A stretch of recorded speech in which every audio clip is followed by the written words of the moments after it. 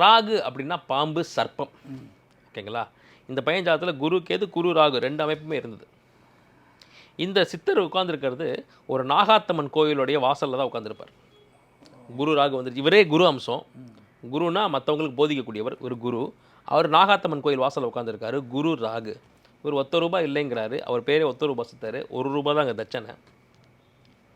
அவரே சித்தர். நான் சொன்னேன், நீ சரியான நேரத்தில் சரியான ஊருக்கு தான் கண்ணா வந்திருக்க. நீ என்ன பண்ணு, இந்த இடத்துல இந்த பஸ்ஸு பிடிச்சி போனோன்னா ₹1 சித்தர்னு ஒருத்தர் இருப்பார். அவரை போய் பார்த்து அவருடைய தோற்றத்துக்கு முன்னாடி உட்காந்துட்டு வந்துரு. அவர் என்ன விஷயம்னா, அவர் பேசுகிற மொழி வந்து எதிரில் இருக்கிறவங்களுக்கு புரியாது. அவரை தொடர்ந்து போய் சந்திக்கிறவங்களுக்கு மட்டும்தான் அவர் என்ன வார்த்தை சொல்கிறாருங்கிறத நீங்கள் கோட் பண்ணிக்க முடியும். உங்கள் பேரை ஒரு நோட் எழுதி தர சொல்லுவார்.